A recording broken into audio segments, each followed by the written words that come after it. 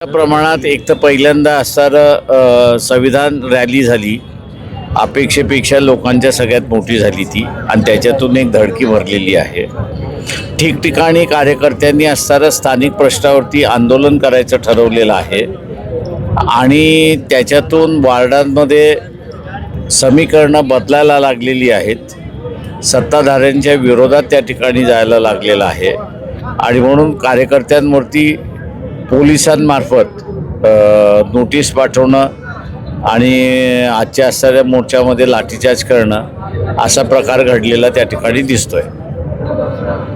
या ठिकाणी साहेब आपल्याला असं वाटतं का की दलितांवरती जे होणारे अन्याय आहे, अत्याचार आहेत, ते थांबवण्यासाठी हे सरकार जे सक्षम आहे म्हणून? ते मी असं म्हणेन, सरकार कोणाचंही असलं तरी ते कार्यशील राहिलेलं नाही. मी एवढंच म्हणेन कुठल्याही सरकारला की त्यांनी कन्व्हिक्शन रेट हा जर वाढवला तर तेच एका प्रकारचं असणारं अत्याचार करण्यापासून लोकांना थांबवेल. कारण का आपल्याला आता सजा व्हायला लागली आहे, ही एक भीती त्यांच्यामध्ये निर्माण होते. आतापर्यंत आचारसंहिता लागायला पाहिजे होत्या, पण अजून आचारसंहिता लागत नाही. मला वाटतं 21 तारखेपर्यंत एक इलेक्शनचा फेज आहे. त्याच्यामुळे असणारं 21 पर्यंत थांबता येत का हे बघणं महत्त्वाचं आहे. आजच्या सभेमध्ये काय गोष्ट करणार? हे आजच्या असणाऱ्या सभेमध्ये आम्ही असणारं एक केलं की अतिक्रमण 2 आहेत. एक बिल्डिंग जे आहे त्यांनी सुद्धा FSIमध्ये असणारं अतिक्रमण केलेलं आहे आणि दुसरं जे आहे ते झोपडपट्टीधारक जे आहे त्यांनीही अतिक्रमण केलेलं आहे. झोपडपट्टीधारकांचं असणारं अतिक्रमण जे आहे ते बिल्डरमार्फत त्या ठिकाणी त्यांना त्रास दिला जातो आहे आणि हे जे FSIमध्ये जे अतिक्रमण केलेलं आहे ते हायकोर्टामध्ये जाऊन त्या ठिकाणी अडकतं आहे. त्यामुळे आव्हान असं केलं की या दोन्ही प्रश्नांवरती असणारं उत्तर आम्ही काढू शकतो, तेव्हा सत्ता हे आम्हाला देण्यात यावी.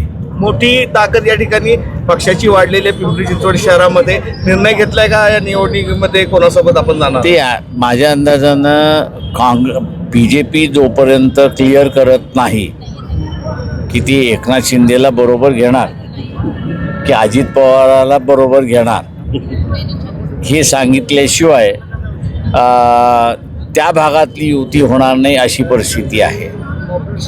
आपल्याला असं दिसतंय की काँग्रेस पक्षाने आवाहन केलेलं आहे की आम्ही एकत्र जाणार अशी असणारी परिस्थिती आहे, परंतु तिथे अडकलंय कुठे तर उबाटा आणि राज ठाकरे हे जे एकत्र बसलेले आहेत त्या ह्याच्यामध्ये काँग्रेस उबाटाबरोबर समझोता करू शकत नाही. कारण का त्यांचं म्हणणं असं आहे की राज ठाकरे यांच्या भूमिका ज्या आहेत त्या इतर राज्यांच्या लोकांच्या विरोधात असल्यामुळे आम्हाला इतर राज्यांमध्ये त्रास होईल आणि त्याच्यामुळे तुम्ही हा जोपर्यंत खुलासा करत नाही तोपर्यंत आम्ही बसू शकत नाही. म्हणजे हे 2 मेजर पार्टी जे आहेत त्यांच्या भांडणं चाललेली आहेत, त्यांचा काही तिढा सुटत नाही आहे.